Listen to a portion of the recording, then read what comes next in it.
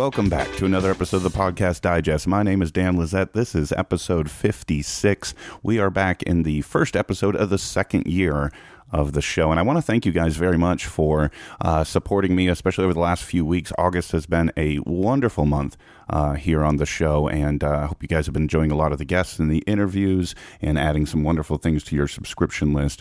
I know I've been hearing from a lot of folks that you guys have been liking what you're hearing, so that gives me a lot of motivation as we move into year two. And as we start into the second year, I could not be more excited to bring you my guest today. You guys have all likely heard of this man and his wonderful show. It has really struck a chord with a lot of folks and has seen a lot of iTunes success. And I'm super excited to talk to Mahnke from Lore. Aaron, welcome to the Podcast Digest. Hey, thanks, Dan. Thanks for having me. Well, thanks for making the time and joining me. I know we've been trying to coordinate this for a little while, and I was glad that we were finally able to make this happen. I know a lot of folks I've heard are huge fans of what you're doing with Lore. But before we talk about the show, I kind of wanted folks to get to know you a little bit and your background and sort of your road to launching the show. So folks who aren't familiar with you, can you tell them a little bit about yourself? Yeah, so, oh boy, where to start? I mean, by trade, I've been a freelance designer for nearly a decade, doing art for print and web and apps and all that sort of thing. And I run my own business doing that. I don't work for anybody else. I take on clients, and that's allowed me a little bit of freedom here at home to explore little side projects and such. So, jumping into podcasting was one of those little side projects. I do some writing. I like fiction. I like a lot of, I like reading a lot. Although I do a lot of audio reading. I do audiobooks. I don't know if that's how you swing, but I find I have a lot less time for printed word, and I can fit the audiobooks into the little nooks and crannies of my life more frequently. Yeah, absolutely. As a huge podcast listener, I think it's a close related interest for most folks in terms of the audiobooks. I have had, I don't know how many rounds of membership with Audible over the years. Yeah. I find my problem is that it starts to hinder my podcast listening. So. It does, yeah. What I found is that I have to delineate, what is podcast time and what is audiobook time. And so for me, I go out for either an hour-long walk every day or a run, and I'll do audiobooks when I'm out doing that. And then if I'm, driving between, point A and point B, I'll throw on a podcast, which is probably why I have a propensity for shorter podcasts, because if it's a 20-minute episode, I can get 10 minutes in going there and 10 minutes going back, and I'm all set, instead of 6 or 7 drives to finish off an episode. But so that's what I've kind of done, is I've just set up, there's parts of my life where I'll listen to audiobooks and parts where I listen to the podcast, but audio is where it's at for me. It's just, I'm busy. Absolutely. So that's the easiest way to fit it in. We live in the Boston area, my wife and I and my 2 kids. We've got 2 little girls who thankfully start school this week, so that the house will get a little bit quieter. That makes recording all that much easier. So yeah, that's me in a nutshell, pretty much. Yeah, first day of school for our kids here in southeastern Pennsylvania is today. One of the reasons I'm able to join you here today, so that's awesome. I share in that excitement, that's for sure. Yeah. Folks who have listened to Lore are familiar with the content. I sort of call it mysteries and supernatural, but you obviously have a fascination with this. This is a lot of the subject matter of the novels that you've written. How did this all come about for you? How did this fascination or this focus or interest cultivate for you? Well, I think a lot of this goes back really far. I was just looking up on Wikipedia to find dates on this. Excuse me, but I as a kid, I fell in love with unsolved mysteries, and Robert Stack being on there. I'm looking here, and it says it started in '87, so I must have been in my really early teens when I discovered it. And just that idea that sometimes things happen that we don't have an explanation for. I don't know if you remember these growing up, but remember the Scholastic readers they send you home with? Yes. The little newsprint things, and you can buy books out of them. Yep. Those were fantastic resources for ghost story books and odd encounters and things like that. So I picked up a lot of books like that as a kid, and that just kind of kickstarted the whole interest for me as just somebody who's interested in the oddities, the supernatural, the things that make you shiver a little bit when you hear them, and that's stuck with me well into my adulthood. Yeah, and I share in a lot of those experiences as well. Unsolved Mysteries was a must-watch for me. I remember listening. I'm 36 years old, and so I was about 9 or 10 in 87, and I remember watching those shows and it having a similar effect. That's how I got into Stephen King. All through my teen years, I was a voracious Stephen King reader, and even the sort of nonfiction book. I remember one of the books that just really blew my mind as an early teen. I remember reading, and I can't remember the actual name of it, but it was a nonfiction account of the Green River Killer, which was just a phenomenal, impactful read for me as a teen, and so I can understand how maybe it was all that show or shows of that type that really kind of turned on that genetic disposition towards those type of material. Yeah, absolutely. I think that people, you throw the name Stephen King out there and people will automatically think like horror, that he's a horror writer. But if anybody's read, I don't know, more than a book by him, I really think you get the impression that he's not a horror writer. I mean, what he's doing is he's writing fiction, clearly, and a lot of times there are supernatural elements to it. But he's really a student of how do people react when things are very, very unusual?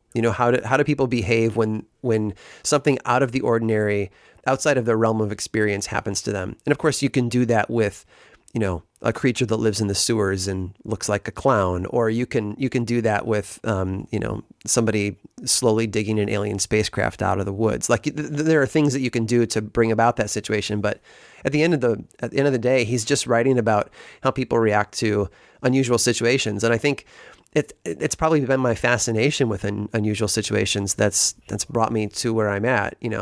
I was in early college when the X-Files were really popular, and so that was a big thing for me too. I think the first website I ever built, I don't know much HTML these days, but I learned enough back in, 95 or something to build an X-Files fan site. So that was where I was dipping my toe into mixing, the new medium of websites with this old love of mine of the unexplainable. For me, I think it's really about the people. Why did people choose to believe the things that they choose to believe? I try on the show to not make assumptions, or attempts to disprove anything.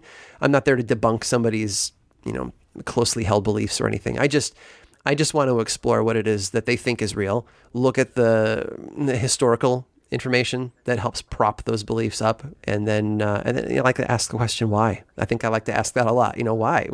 Why this myth? Why this monster? Why do those beliefs exist? What do they say about people? And that's been really fun doing lore and exploring that. I'll tell you something that just jumped to my mind as we were talking a little bit there about Stephen King, and you were going into a little bit about lore. And even our previous mention of audiobooks, I was thinking about one of the last real audiobooks a few years ago that I just thoroughly enjoyed and completely, I think I've actually listened through it 2 or 3 times on my Audible subscription, was Stephen King's 11/22/63. Oh, yeah. Which was interesting in its relationship to sort of what you're doing with lore, which is he kind of wove a semi-fictional story through actual historical fact. And that's sort of exploring the historical facts and the stories around it is sort of one way of summarizing what you're doing with lore, right? Yeah, absolutely. Yeah. I often tell people if they want to experience Stephen King for the first time and get a good feel for how good of a writer he is, to read that book first, 11/22/63. It's hands down one of my favorites of his. And it's very much not a horror book. No. It's barely sci-fi fantasy in the sense that there's some otherworldly aspect to it. It's basically a time travel book, and that makes people think Back to the Future, and it's not even that deep of a time travel book. Right. Time travel is a very, very tiny MacGuffin to get you into the story where amazing character development and exposition happens. It's really, really good. So yeah, I mean, I don't know if I'll ever be able to get this love out of me. So, I've been designing for almost a decade, but while I do it, I've been writing. And one of the things that I've really fallen in love with is writing supernatural thrillers. Something that's kind of what I would label a a Stephen King book at. It is a supernatural thriller. Right. I know people say it's horror, but it just because you get scared reading the book, it doesn't mean it's a horror book.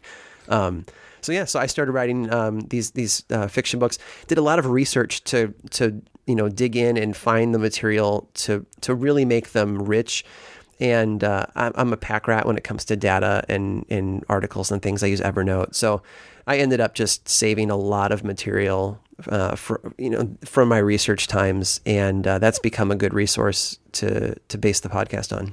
Let's talk about your books. Looking at the website, lorepodcast.com, and as always, all these links will be in the show notes, folks. You have a shop tab, if you will, there, and you are offering autographed paper books as well as digital ebook bundles on there. These are your 3 novels that are available, and these are also in many other places. I know I've seen them on Amazon and several other places as well. Was Indian Summer the first one? Indian Summer was my first supernatural thriller. Yeah. So years ago, I wrote a fantasy novel that was intended to be part of like a trilogy or more. And I just kind of drifted away from that. It was the first thing I ever wrote. It wasn't the best. And I eventually took it off of all stores just to save my reputation. I wrote a little, I would call it like a fairy tale book. If you've ever read Neil Gaiman's Stardust, or look at The Hobbit in relation to The Lord of the Rings, where it's a little bit intended. It's intended for a little bit more of a younger audience, and so I have a book called Destiny. That's more like that. That's a fun one, but it's definitely not a supernatural thriller. So Indian Summer, they're not connected in the sense of like a sequel being connected, but they are joined together a lot in the same way that Stephen King does by creating these fictional towns and then basing characters and stories in those towns. So I've created a fictional town in this North Shore of Boston area. It's so historic and rich up here that it didn't make sense for me to go elsewhere. That this is just a great place to tell stories. So they're loosely connected by that, but they're individual stories. And I set up a shop on the website. I know I can sell them on Amazon, and I do, and the Nook store and all those places. But there's something respectful to my listeners to say, hey, I'll let you buy a zip file that's got DRM free, do with what you want kind of ebook content in it. Or if they want to buy paperback, I'll sign it before I send it out to them. So I figured that was, something nice to offer up. It gives me something to do too. I get to go to the basement and pack up orders every day. And, so I've gotten good at shipping. Well, definitely a good problem to have. I imagine the more that you're doing that, the better it's got to feel, in the sense that more people are finding your work. Yeah, absolutely. It's been good. And then what year was Indian Summer? I'm just trying to get a time mark here. Boy, I want to say it was the beginning of 2014. Okay. Somewhere there, maybe February. I could be wrong. So all 3 of these have been within the last year and a half or so? Yeah, I write fast. I do. I'm a plotter. I like to outline and then build a nice chapter by chapter summary list, and then when I'm writing, I just I look at the list and I say, what am I writing today? Oh, that's what I'm supposed to write today, and then I write it. So it's not about inspiration every day for me. It's about I have moments of inspiration to build the book's outline, and then I sit down and I write it. And the latest book that came out, I wrote in about 45 days, and I had committed I was going to write at least 1,000 words a day. And I know it's not about quantity, it's about quality, but you can't carve nothing. You have to have something to work with. So I got a lot of words on the page, and that let me work with it. So, yeah. Yeah, and that latest one is Grave Suspicion, and that's the one, obviously, I've heard the most about, probably because it's the most recent, and probably because it's the first one that's sort of you're able to use the platform of lore to call attention to it, which is why I think I see a lot more people talking about it, and I've seen people saying they're reading it, they're enjoying it, and so on and so forth. So how has the reception to the latest been? It's been really, really positive. I was frustrated with myself that I wasn't getting the editing done. I mean, I finished the book before I ever even thought of lore, and I was stalling on putting it out because I was working with, I've got this design business, and when you're a freelancer, it's feast or famine. Sometimes there's too much work to take care of, and sometimes there's not enough to get you by. And my hope was that writing would be this equalizer for me, that it could fill in the gaps on the months where there wasn't enough work to go around. And it wasn't working. I mean, I was only selling 2 or 3 books a month. So I'm not going to retire on that. And I'd read enough that said, well, maybe you should build an email list. Maybe you should gather people's email addresses so you can have contact with your readers, direct contact, and you can talk to them about the books, and you can let them know when new things are coming out. And so I said to myself, well, before I even finish the editing and polishing up this new novel, maybe I should work on that. I should get an email list really promoted and ready. And what they said was, you should have a giveaway, give them something in return for signing up. So I actually started writing this thing that I called my 5 favorite New England myths. And that's the area of the country I live in. It's deeply rich in folklore and in legend. Part of it because I think New England acts kind of like a bridge between the United States and Europe. This is one of the first places of settlement. It's where people came over with European folklore and then created a new country, and then it kind of spread out from here. So, and that's a vast overstatement, but it does kind of serve as a bridge. So you get a lot of European folklore in New England, which is great. And it lets me go global while staying local at the same time. So I wrote this thing. I don't know what I was going to, eventually call it, but it was just my 5 favorite New England, folklore stories, like a white paper, maybe 3,000 words a piece. And I wrote 4 of them.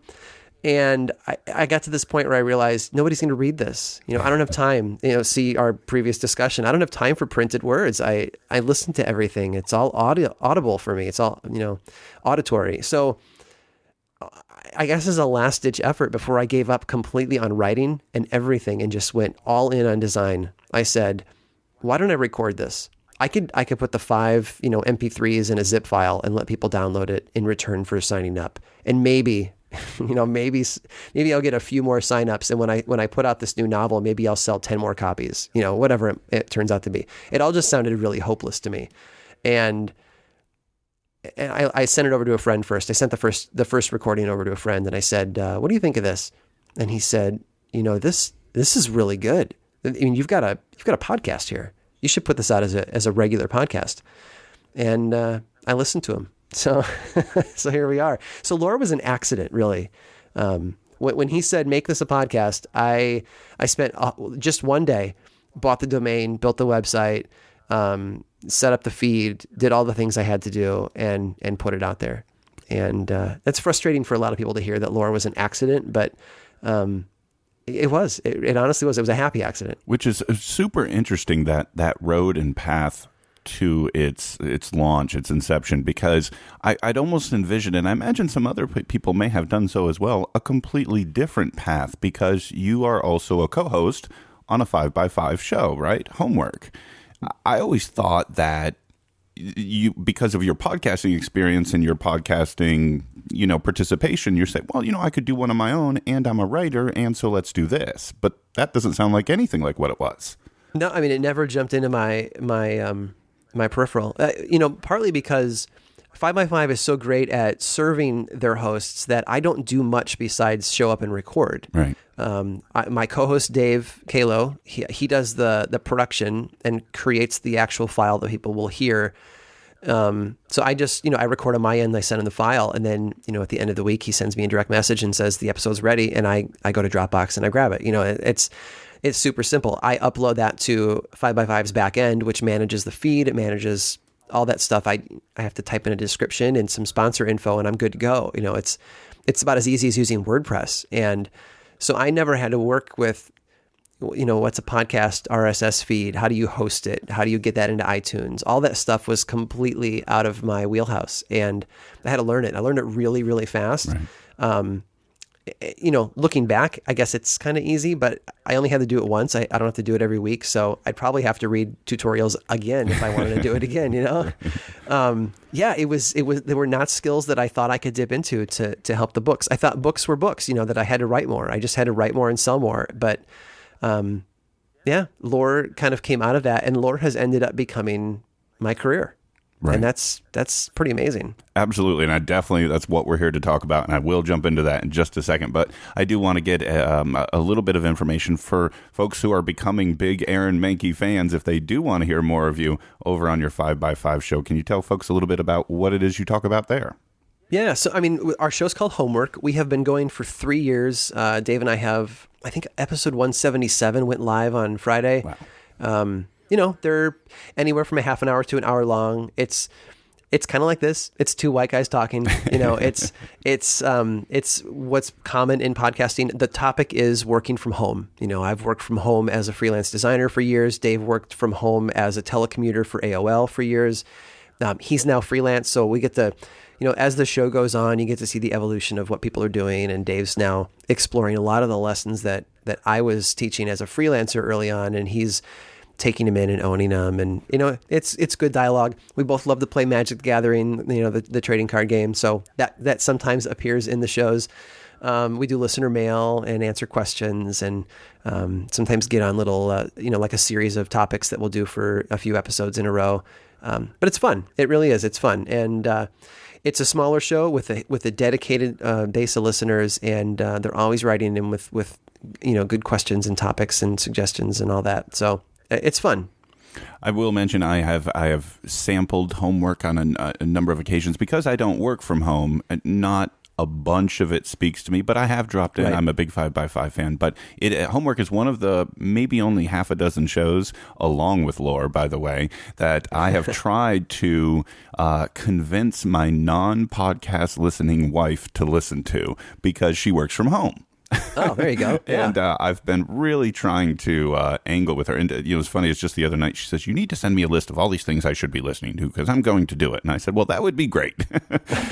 First my show, then lore, then homework, and all these other great shows that I've discovered that I can easily walk over to my wife's iMac in the kitchen and open the reminders app and just type things in for her to do. It's you know what I've done? Really free. I've got the shared reminders list with my wife. Oh yeah, there you go. The regular weekly reminders. So I could. Yeah. That's a good idea. I could just add it to our shared reminders list. She might even think she put it in there herself. Yeah, she may never know. Yeah. Okay. Well, she won't listen to this episode. No. All right. Let's get into it. Let's talk about lore. And so we've touched on this a little bit. So you originally tried to create this white paper as an email distribution list that ended up turning into audio. You mentioned you had 4 of them down. Was that in essence episodes 1 for 4, or did it kind of take it on a different life? So the first one became episode 1. And it was the only one that I had recorded. That I recorded the first favorite New England myth, essentially, and I sent that one off, and that was the one that I was told, yeah, you've got a podcast here. So episode 2 was the Bloody Pit. That was also one of the stories, but I had to go back, and I realized, okay, if I'm going to do these regularly, I now have to go record this one too. And then I wanted to take a turn away from those stories and be a bit more global with episode 3. And so, that found me in researching German folklore and then getting overseas, technologically, not actually traveling overseas. That would be awesome, but I'm not at that point yet. So I believe there's an episode coming up in the next few weeks that will be the last one that I had written. Obviously, with the show what it is now, I've had to go back and really flesh it out and turn it more into an episode. But looking back, it just happened to be that first paper I wrote, the first topic, was long enough. It had the right flow. It had the right structure that when I recorded it, it just worked. And everything else has just been an effort of somehow meeting that standard, So, yeah. For what it's worth, you mentioned episode 2 of The Bloody Pit. That was the one that made me hit subscribe. That was the one that had me telling my wife about it. That was the one that when I think I first started talking about you and the show on the Podcast Digest, that one really left an indelible mark in my memory. And so that one is, if anybody, Aaron's shows are, in that 20-minute range, give or take. And as we sit here and record today, there's only, 13 at this point. So you should be listening to all of them, folks, if you're not already. But a special call out, at least from me personally, on episode 2. I really enjoyed that one. Yeah, I get a lot of listener feedback. I call it fan mail because I don't know what else to say when somebody just writes and says, "Your show's awesome. I love it. Thanks. Bye." I get dozens a week, and that's a really common sentiment that episode 2 of The Bloody Pit was one of their favorites. Now, you could take that as meaning that that's when I reached my peak, and it's been downhill ever since. But no, I get great feedback on a lot of episodes, and every time I put one out that I think this might not be my best, but for the topic, it's the best that I could do. People just they absolutely love it. So that's I think sometimes it's the topic, but a lot of what helps them is just how you tell a story. And, anybody can open Wikipedia and talk about a Wikipedia article, but telling the story in a way that really draws people in is something that I really, really, really try to make an effort to do. Yeah, and obviously something that has struck a tone with your ability to do that with listeners. You mentioned some of the feedback that you're receiving, and tell me, as this happened, between, I don't know if you can point to a time or a date or a time window between episode 1 and 2 or 2 and 3, but I know it was early on that all of a sudden this exploded on you in terms of listenership and feedback. What did that feel like? How surprised were you, especially because you say it was an accident, basically? Yeah, I mean, going back to my conversation about my lack of podcasting skills, I had no perception of what a successful show was. All I knew were the numbers that I experienced with homework, right. and I didn't see those regularly either. I had to log in. I had to purposely tell myself to go to a place to log in to look at those stats. So I wasn't really sure what I should be looking for. I knew that homework had hit 1 million downloads after about 2.5, almost 3 years, and I thought, that's 1 million downloads is a really good number. And I guess if it takes you 3 years to get there, it takes you 3 years. I was pleased when I put out the first episode. I had 70 people download it the first day. And when you've got, I guess at the time I had about 1,500 Twitter followers, that's a really small percentage, but I thought, 70 is pretty good. I think I've been told that most podcasts have about 1,000 downloads a month. And then above that curve, things get a little crazy, but most people are at 1,000. And I thought, 70 a day is not bad. And it kind of stayed steady in that realm until about, maybe a month later when I don't know how the gods of iTunes deemed it worthy of new and noteworthy. And it went there, and yeah, it just kind of exploded. There's no other word to describe what's happened. It just exploded. And it's been really, it's encouraging, I mean, I self-published my novels by choice. I just decided that if I'm going to only sell a certain number of them, then, a small audience or whatever, then I might as well see if I can make a living doing it. And that means earning the most royalty I can. And that means I'll self-publish. And I knew that my writing was getting better and better every year. And I think lore has become a place where I get to exercise a lot of that writing skill. So the response has been really encouraging to me because it says you're getting better. Your writing is it's worth attention, and now that's trickling over to the books, which is good too. So that first month when something snapped, it was pretty crazy. And when folks reach out and tell you their thoughts or their feelings on it, you alluded to that a little bit earlier. Kind of, what is that? I don't want to say what does that feel like, but there's got to be a sense of satisfaction in that you're putting creative work out into the world, and it appears to really be resonating with folks. Well, that's the thing. I mean, I've done design for a long time, and a lot of what I do has been logos or app icons. Things that people, they base a lot of their emotional feelings about their own business on the logo, or a developer has to see that icon all the time. So when a developer says this icon is amazing, or they pass me compliments about the logo that I've done for them, that feels good. Mm-hmm. I enjoy design, but like we said, my passion for decades has been this other world, this supernatural / unexplainable phenomenon, and just the historical folklore, because I love history too. And I think it's that meeting point of history and supernatural, the spooky folklore, where I really feel at home. So to find success doing something that's directly in the center of the stuff that I'm the most passionate about just feels amazing. It feels good to be told that, your logo's great, but it's 10 times better to be told that thing that you really, really feel passionate about doing, I love a lot. And I hear that every day from people, that they love it a lot. So it does. It feels good. We mentioned that when you're talking about logo design, just to confirm, the album art for Lore is your creation, correct?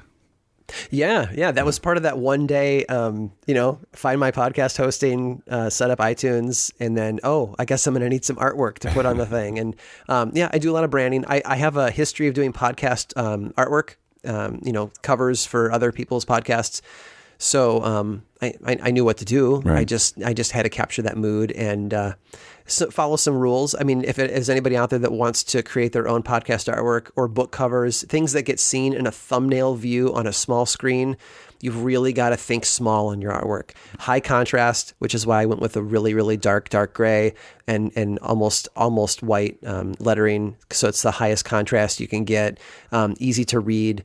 And stands out in the store. And, I decided to stick with those rules. And I've heard from people who have said, I checked your podcast out because I wanted to tap on the artwork. Yep. Not everybody does that. Most people, it's personal recommendation, like you telling friends, you should go listen to this show. That's how most people find podcasts. But when people are browsing, there's a lot of stuff to get lost in out there. And so if your artwork stands out, it does help. And I feel like that's helped me out a little bit. I think so. And that's what I was going to say. I think it's some of the best artwork in iTunes right now. And as you mentioned, once you do appear in New and Noteworthy, or you do appear on a chart, if you've got artwork that stands out in that thumb scrolling list that somebody's going through, it's a lot easier for folks to kind of stop, take a look, and then go from there. And I think that is exactly what, the lower artwork is doing. And I was one of your shirt supporters early on, and I love the shirt because of that exact reason. It's excellent, and it is one of my favorite parts of sort of all that you've put together here. But there are so many other parts. And I had a question for you, and I lost it when we got onto the art subject because, I remember when we were talking about feedback from listeners. Casey Liss, who's somebody who's a member of Relay FM, and I interviewed Stephen Hackett last week, and Casey has a blog, and he recently posted something on feedback that him and the guys on ATP recently received, talking about just some horrible person on the internet who just said some atrocious things to those guys. And that is sometimes when you reach the scale and exposure and popularity that you're probably living in now with lore, that oftentimes is an unfortunate part of that process. Have you had any unfortunate experiences like that with just horrible people saying horrible things? And if so, how do you deal with that? I'm going to say I have not had anybody email me directly with an email that was as vehement and biting as the ones that Casey posted. Thankfully, I think what it means is there's just not that many stupid people out there. So let's hope so. Unfortunately, he got a couple emails. Let's assume that all the ones he got were from the same person, right? Because very well could have been. So where I've encountered it are just in iTunes reviews. And that sounds like I've encountered a lot. When I look at iTunes, I think I've got close to 1,100 ratings and reviews, and there are 12 one-star reviews. So in the grand scheme, 12 is not a very large percentage out of 1,000 or 1,100. But it doesn't make them feel any better. Adam Savage from the Still Untitled Tested podcast and Mythbusters, it's a fantastic, one of my favorite podcasts actually from Adam Savage. And he, at some point in one episode, he refers to reading comments about your own products as cutting, that you're purposely causing yourself pain. You shouldn't be doing that. So I actually try not to read reviews often. But I check in every now and then to see what the count is and how things are going. But honestly, overwhelmingly, people have had, amazing things to say. Nobody's been angry at me. Nobody's called me names, knock on wood. Yeah. So, and maybe it's a difference in audience personality type or whatever, right. Maybe, who knows? There's so many variables that come into it. I'm not saying that my listeners aren't discerning, but, ATP is a show that's about highly opinionated people, right. And maybe it just attracts highly opinionated listeners and that floats down into the email feedback. No, the feedback that surprised me the most has been teachers who reach out to me and say, hey, I teach, history at my local high school and I'd like to incorporate, X, Y, or Z episode you've done into our curriculum.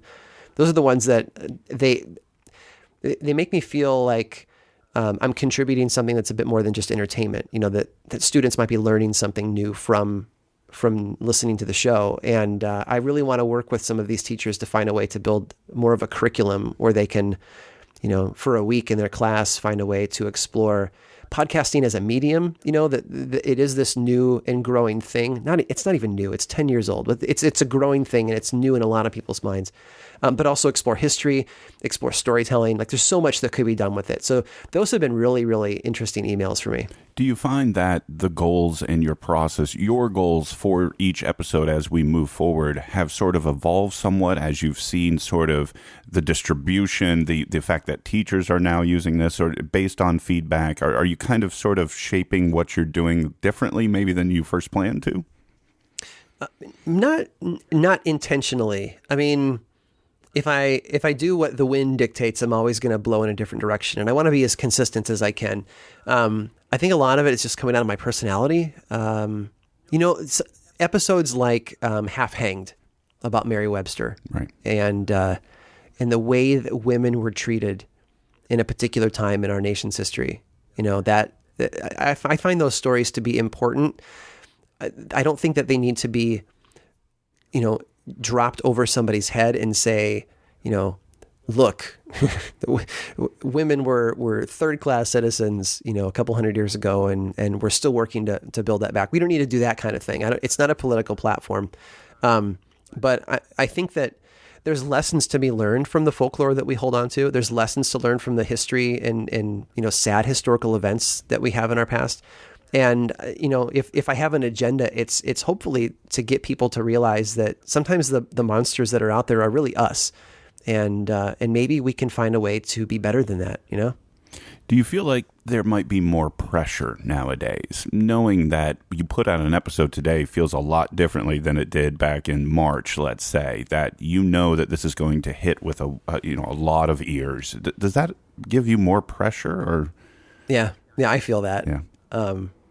Yeah. I'm trying to work ahead on my schedule to get some episodes in the can. So I think there's like a little bit of a delay on that feeling, that I feel pressure, but then the audience grows. So, the episode I'm putting out that week, I wrote under less pressure. Right. I don't know. Maybe that's helpful. Or maybe maybe it doesn't matter. But yeah, I'm feeling that a little bit, that there's a lot of people that are going to say things on Twitter about it the day I release an episode. Right. It's kind of scary. Yeah, I can imagine. And that's why I wanted to ask those questions, because, I don't get the chance to talk to somebody who has that type of pressure, for lack of a better term, when they release something, knowing that, everything's about to explode and with their notifications, and that, there's going to be a response one way or another. And as you mentioned, it sounds like overwhelmingly it's been very positive, but a response is a response nonetheless.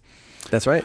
Let's go behind the scenes a little bit. I'm curious, sort of the technical process, what your process per episode looks like. You mentioned you're working ahead. Kind of give us an idea of what is the time investment, what is the writing process? Because these are scripts that you've written, correct?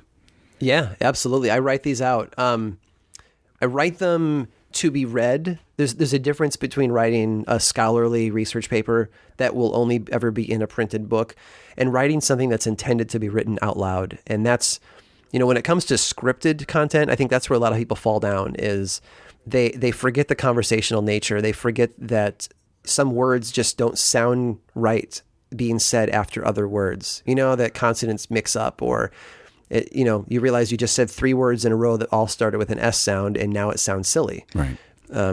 So I try to write these from a public speaking perspective, that it's going to be read out loud, whether it's to my microphone or, like in October, I've got 2 live events. So these are going to be things that I'll perform live, and I want them to roll off the tongue a little bit more naturally. So I sit down and I write them. There's a lot of research that goes in first. And then when I have a lot of the research done, I start fleshing out the skeleton of the episode and then writing each of the sections. And I'd say all told, between sitting down with a topic to research it and then exporting the final audio file, I'm about 30 hours in. Per episode. Yeah, per episode. So it's a big time investment. And, from March through up until maybe the middle of July or so, I was doing this on the side in my free time while I was doing design work to pay the bills. But, I've introduced sponsorships, I think around episode 7, and sponsors tend to pay, like net 30 or net 60. So I'm starting to see the income from the sponsorships now, which means that I can set the design aside and completely focus on the show. And you can talk about that later with me if you want. Yeah. But right now you're talking about, process. And so yes, like 30 hours per episode. So, essentially every 2 weeks I've got to spend a week of my life making one of these things. Thankfully I really like the topics and I like the nature of the show. So it's really fun. I mean, talk about doing what you love for a living, right? Yeah. It's great. So, but it takes a lot of time. And how do you come up with the topics? It's hard. I get one of the biggest email topics is, hey, here's this thing that I've read and it's a really cool story and you should do an episode on it. Right. And I agree with all of them. They're all really cool stories. But what people don't realize is that a story can't just be cool or make you shiver to be episode material. It's got to have legs. Like there has to be some deep historical roots. I'm probably never going to do an episode on Slender Man because Slender Man is a modern day internet culture created myth. Right. There's no history to dip into. There's no, centuries of lore or historical accounts. Not that I'm trying to prove that all of these things are real, but I feel like maybe my goal is to prove that the stories are real. That the legend itself is a real thing. People have been talking about this for a long, long time. Whether the thing they're talking about is real or not, that's beside the point. Like this is an exploration of folklore. So I get a lot of topics. I have to run them through a lot of filters and figure out, all right, can I find historical, acknowledgement of this thing going back a long time? Are there any interesting stories that bear on this? And it's tough. So sometimes I have topics that I'll go into and I'll say, all right, I'm going to start the next episode. And I just can't move forward with the topic because it doesn't have enough to move on. So you've got your topic, you've got the script written. Then what happens? Do you then start working on the music or do you sit down to record next or what's the next step? I go right to recording my vocal. I sit down and I read it and, I don't have the most amazing setup in the world. It's getting better, but for a long time, Laura was recorded in a $99 USB mic that was propped up on a cardboard box on my desk. And every time I move my arm, you could hear it scuff in the background. And, which is why there's background music because the ambient noise in my mic was just so bad that I needed something to kind of drown that out. And so I sit down and I go through the script. I've learned a couple of things. I've learned that when I read it out loud on the mic and I'm trying to deliver it, that I sometimes have to make edits to the script while I go. So I usually end up reading it out loud once or twice before I hit record, just to, just work the kinks out or something. And then I hit record.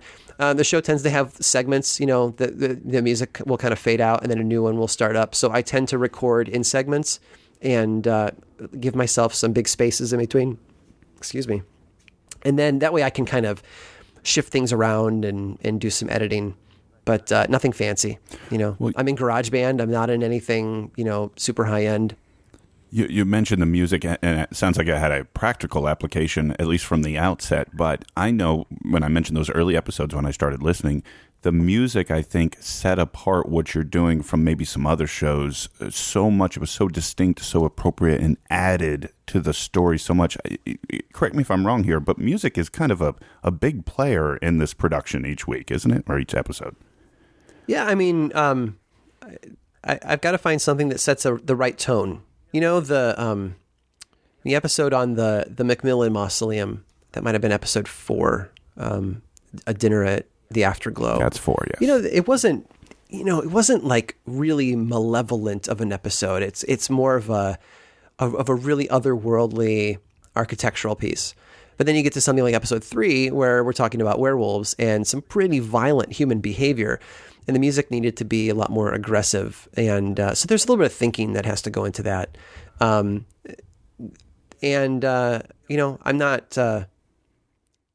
not an expert in all these things, but I just kind of feel my way through. I guess at the end of the day, that's what I do with a lot of things is I just feel my way through. What does my gut tell me on this? What mood should this episode be? I don't really know until I've written it. Sometimes I don't know until I've recorded it, what the feel should be. I like to introduce a bit of humor too sometimes, just to, connect with the audience better. Right.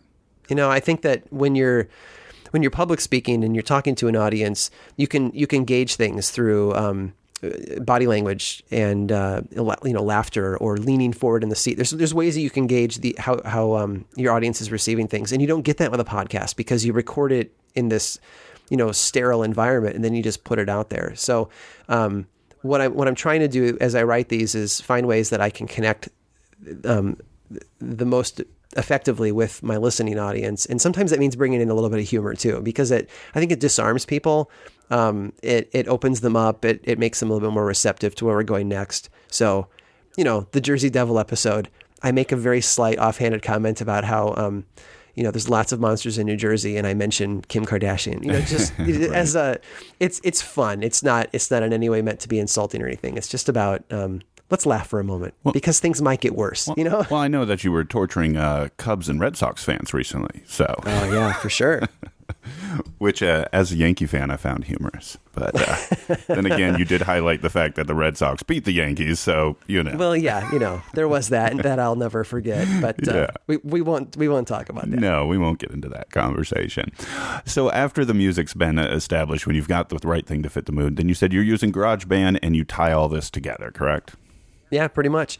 And then I export it. I think early on I was doing something dumb, exporting it in some weird file format that was somehow being read by podcast apps. But I've gone back through and changed them all over to MP3 just to make it easy. Some people actually download them, and that's how they listen. Like they go to a website, they download, and then they listen on their computer. So I didn't want to exclude those people. Right. So this is beginning to end pretty much, with the exception of, I imagine you don't write and produce the music, but with the exception of that, this is a full end-to-end Aaron Mahnke production. Yeah. Yeah. I've had offers for people who say, I'd love to do your audio production, like maybe I can help you with, your plosives or ambient noises or whatever. But, my schedule's so hard to predict with this. I might sit down with a topic that writes itself in a day, or I'll sit down and I have to work at this thing for a week and a half before I have a final script.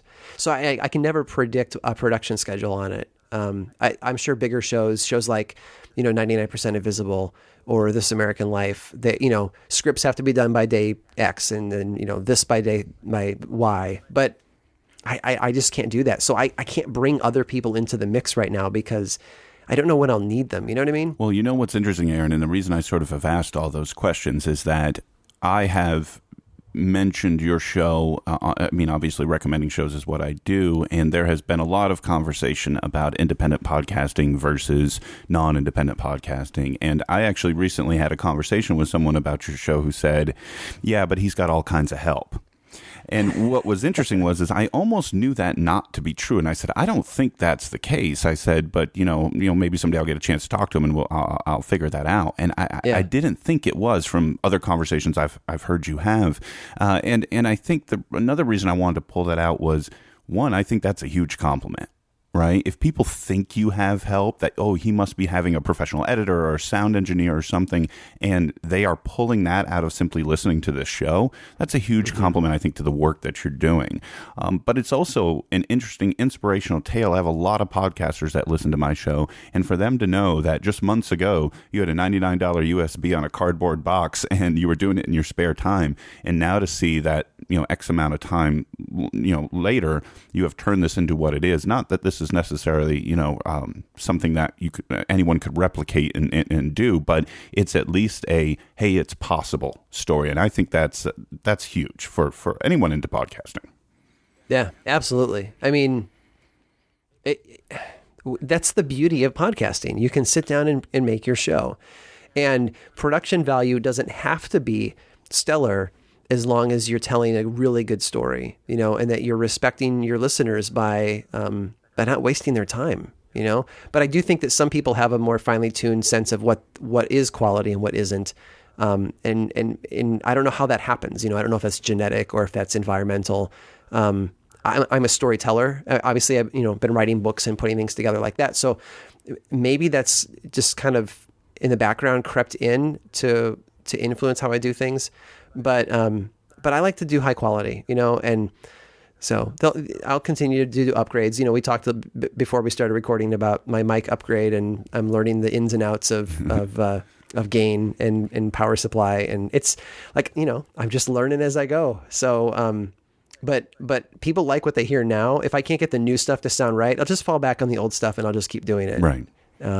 But yeah, I mean, it's complimentary to hear people say, "Wow, of course he has a team helping him." I don't. Right. When I think about that, I think like 99% of Visible has a staff of people. They're writing their episodes 7 weeks out. They're in production for 7 weeks or something like that. So there's a nice little workflow going on for them. And they're even hiring somebody new. I think, like, what's the future for me? Like, what does hiring for lore look like? And most likely the place where I'm going to need the most help is probably research, that finding the right stuff for an episode. And so at some point, maybe I'll be hiring, a research assistant. I have someone in mind. So if people email me and wanting to be that person, I'm sorry, but I have a family member who has a degree in history and is built perfectly for research, and she will be great at that.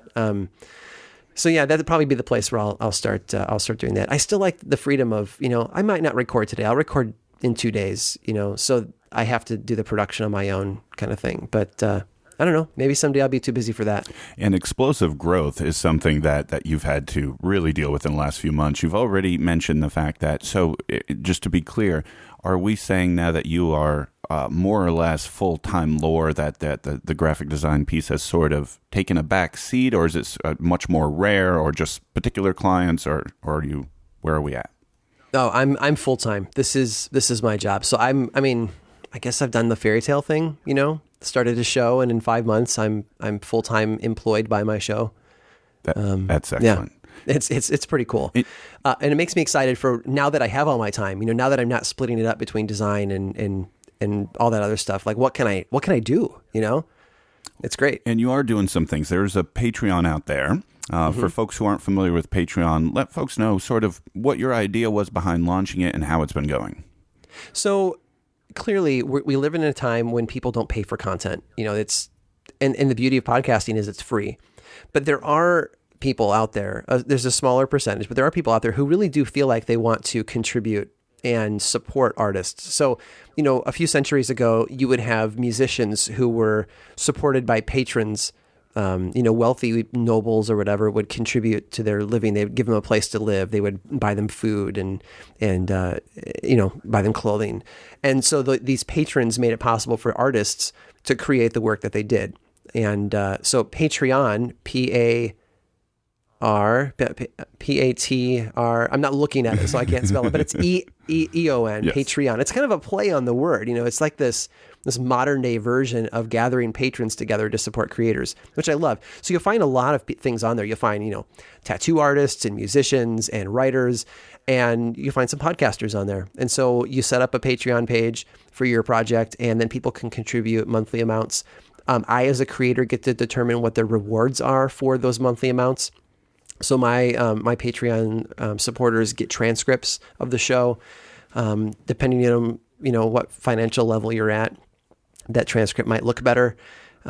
Because I have a design background, I create some magazine level type stuff. For my higher paid ones, I have extra lore episodes in there, which is a newer thing. I put the second one out today. Sometimes I have stories that just need to be told, but I don't have a deep historical background to go into with them, or they're so closely related to an episode that I've already done that I would just be repeating the historical background I've already done. So what I tend to do is release related, like, extra episodes the week after an episode came out. So 2 episodes ago was Half Hanged, a story about a woman who was wrongly mistreated by her town, thinking she was a witch. All the historical information is in that episode, but the first Patreon extra episode was another story about another woman in a town who went through some other things that were very different, but still based on the same social and historical stuff. If you listen to Half Hanged, then you go into this new one just fully equipped and ready to hear the story. So Patreon has allowed me a place to kind of offer up more value in return for some monthly support. So it's a growing a large chunk of money that helps. I've used it so far to buy some equipment and to fund a little bit of that just to get the thing up and going. In an interesting reward level, if you will, and I'm looking here at the Patreon now, that I guess will be released to folks in early next year to the $10 a month level, is the signed copy of the annual Lore Anthology paperback. So tell folks about that. You're going to be taking the transcripts from the episode and putting them together as a book. Yeah. That's just one of those. I'm dipping into a lot of the experience that I've gathered over the years. So one of the things I've done for clients is laying out paperbacks. I do it for myself, with my fiction, and laying out ebooks. So I'll take the transcripts from all of 2015. I'll put them into a book that I'll probably just call the Lore Anthology 2015, and that'll be out there in ebook and paperback formats. People can download it from my website or from Amazon or wherever. So when I release that, I'll let folks on Twitter know.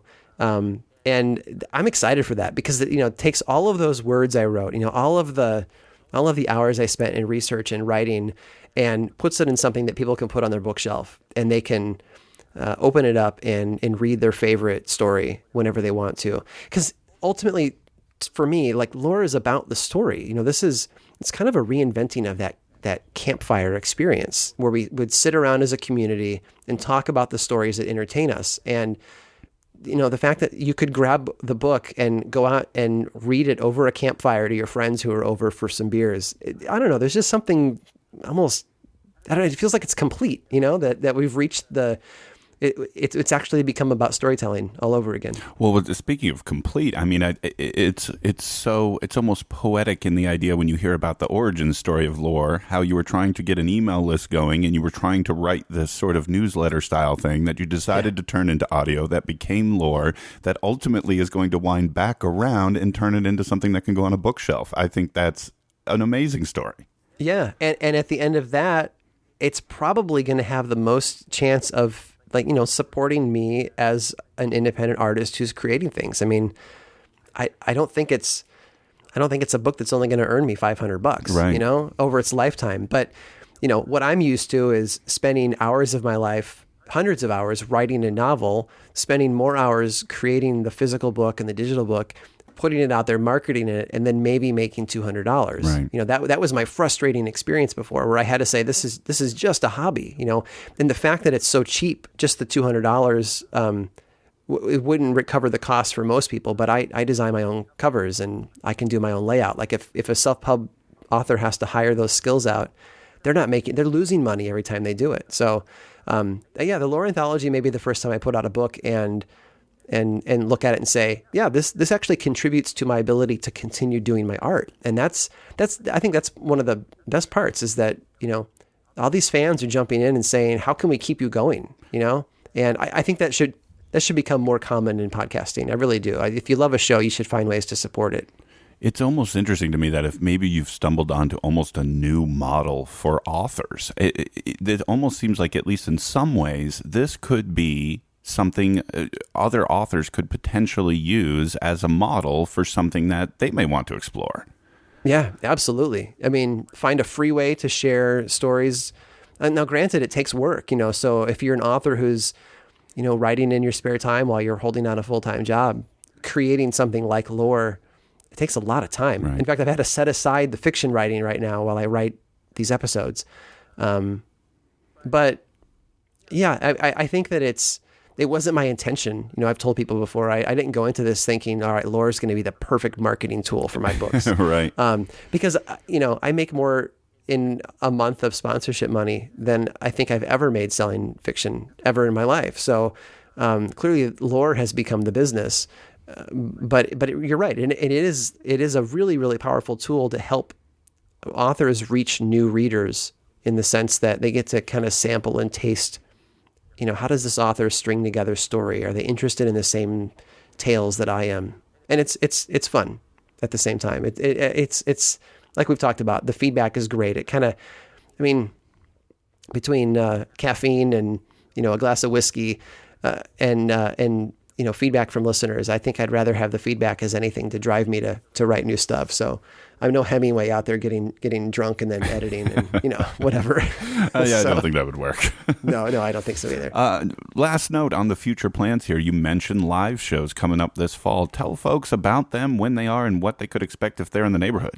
Yeah, that is so surreal just to think about that. So So I live north of Boston. There's a lot of really cool stuff close to us, but there's a town called Portsmouth, New Hampshire, that's about an hour away.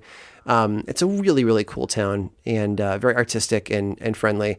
And they've got a repertoire theater there that I think they're in the middle of at that time, they'll be in the middle of a Cat on the Hot Tin Roof production. So I believe that the set and all that will still be on stage, but cool. Yeah, it's going to be on the 11th at 7:00. There's ticket information available on the Lore website. There's a live show link up there.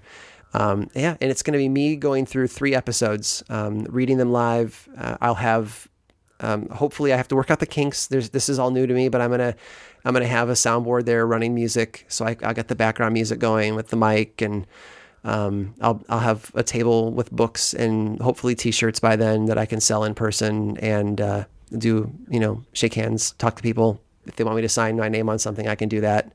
So yeah, and that'll be fun. Sunday, October 11th. Yeah, it's a Sunday night. It is in Portsmouth, New Hampshire. So I would say it's about an hour and a half from Boston. But there's a lot of college towns in the area. And then 2 weeks after that, on the 25th, which is also a Sunday, I'll be in New Haven, Connecticut for an afternoon show at 2:30. They have this massive Halloween festival that day in town, that neighborhood. And so I'm being brought in as kind of like hey, before everybody leaves, why don't you go over here and listen to some scary stories? So interesting. It'll be fun, yeah. So yeah. Can we expect more of this? I would love to. I don't have it fully worked out yet. I've got my wife and 2 little kids. They're in school. We tend to travel together. I've got a show in November that's going to be on a weekend, and it's out in Western Mass. But outside of that, I have nothing else planned. What I love to do is like a spring tour, where I throw the family in the car and we drive, like the Eastern Seaboard kind of stuff, right. Hit Pennsylvania and go down to DC and hit some of those areas, swing by New York City and do some shows while we also get a little bit of family vacation in at the same time. Right. So that could be fun. So any thoughts on other mediums, other genres, meaning like video or expanding live shows to kind of reader-read submissions or any other ideas, big ideas in the future? Not that I can talk about. Okay. Well, yeah, don't want to disclose anything we can. But I guess what I'm saying, are you kind of exploring and thinking about all kinds of different things that may come out of this? Yeah. And I say that, I'm always aware that there are cynics who are thinking, well, he's just in it for the money. And that's not, the money is just there to pay the bills so I can do this without having to work another job. Right. That's where the money comes in. What I want to do is find mediums that still respect the story. It's so powerful about what podcasting does is that it strips everything away, and all you're left with are your ears. You have to listen and you soak in the story that way. So I want to find the right ways to still tell these stories, and who knows what that would end up being 10 years from now or 5 years from now. What does that look like? Right. Somebody said you should do graphic novels, and I don't draw, so I don't know how that would happen. And people have said you should do like YouTube shows, and I don't even think I own a video camera. I've got my iPhone. So, there's so many obstacles between here and there, but I'm exploring some really cool things that I hopefully will get to talk about in the next few months. And yeah, I'm always looking for ways to make it better. I have been asked a lot about doing weekly shows instead of bi-weekly. Right. There's a lot of work that goes into these episodes. And there are times, like I've said, sometimes I can have one done in a week, but sometimes it takes me longer than a week to write them. So those are the weeks that I get scared about that. I think if this was a weekly show, I'd be late. And I don't want to deliver late. I don't want to send out to Twitter and say, hey, that episode you thought that'd be out on Monday is going to be out on Wednesday. I don't want to do that to people. I want them to get what they count on. So if it means that I stay bi-weekly, then maybe for a while I'm going to stay bi-weekly. I'm going to test this though. This October being Halloween month, I'm going to do weekly episodes. And yeah, so that's another reason why I've been trying to get ahead on my episode writing, is so that I can buy myself some time to write all that extra content for October. So yeah, October's going to be a little busy. I've got four regular episodes to put out on the feed. I've got 2 live events. It's crazy. Well, good thing that you are full-time, or else you probably wouldn't have stood a chance at this calendar, huh? Yeah, that's very true. Yeah. So do you think you'll stay either weekly or bi-weekly consistent, or do you think you will look at what a lot of folks are doing nowadays in the form of seasons? Yeah, I go back and forth on that. I don't like it when my shows disappear. Like when the shows that I like disappear for a while. I'm with you. I'm with you there. I love. Yeah, I have some shows that I really love that do seasonal stuff, and just from a business standpoint, I wonder how do you sell sponsorships when you do things like, I mean, I guess you just have to plan that you're going to do your season from X date to X date, right, and do it, but I don't know. I feel like audience can drop off. They can unsubscribe because there's no new episodes coming out. Well, a couple of years ago, or maybe a year ago, I found a podcast on iTunes that was being featured that was like really cool history behind paleontology and dinosaurs. I can't remember what it was called. Talking Dragons or Dragon Talk or whatever. But it was being promoted. It was like in the top slider on iTunes. And I grabbed it. I downloaded all the episodes. I listened to it. And I got to the end and I realized that the date was like months old and he hadn't put anything out ever since. Right. And Dragon Tongues, that's what it was. And I don't know, there's just something, like I immediately unsubscribed. I think that's a really good way to lose listeners, is to say, all right, we're taking a 6-week pause, or we're taking, whatever it is. A lot of times it's months. What might be interesting, though, is that you mentioned those kind of shorter episodes that you're using for the Patreon. I think you put on Patreon like 4 to 8 minutes. I think the Memory Palace with Radiotopia is doing this right now over the summer, where they were normally 15 to 20 minutes, but over the summer they're doing like 6 to 9 minute episodes on a regular recurring schedule, considering like a season break, so to speak, before they return with their regular episodes. Who knows? Maybe something like that. So his show, people have drawn a lot of comparisons between his and mine. I found his about a month after I started Lore. And so it was a very happy accident, that, oh, wow, here's another show in a style I absolutely love. And I love history. Right. His is more like just obscure historical stories, oftentimes about personalities, or, sometimes about buildings or places. And it's a fantastic show. Nate DeMeo does a bang up job on the show. But his schedule was really erratic. He'd put out, one a month. Of course, he's working full time doing other things. I think he's writing in Hollywood, doing scripts and things like that. Right. So he's busy. But yeah, he joined Radiotopia, and then I think 8 or 9 episodes for a summer season, and now it's on hiatus until October sometime. I think October, where he's going to do 4 or 5 episodes, and then another hiatus until January, where he'll do 10.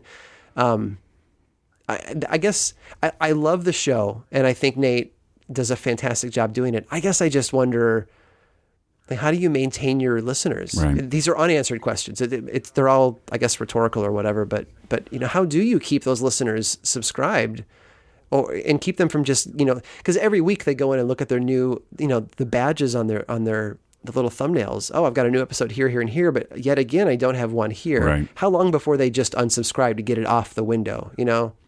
Yeah, and that's a question I think that folks really would need to answer, on an individual host or producer basis. I think some shows, like the Memory Palace, like the Mystery Show with Gimlet's doing it right now too, and I think shows that have such a passionate following, and I would include Lore in there at this point, honestly, probably could get away with a season break. But I think you're right in the sense that I think it's a dice roll. I think it's, you're running the risk of alienating folks who have grown to love the reoccurrence, whatever that is, weekly, biweekly, whatever the case may be. And you risk, losing them if you don't continue to deliver. So it's definitely a question I think that everyone sort of has to look at and answer for themselves, for sure. But yeah. Regardless of the release schedule, regardless of, if you guys end up making the East Coast tour next year or what have you, I'm looking forward to all the things that you've got planned for Lore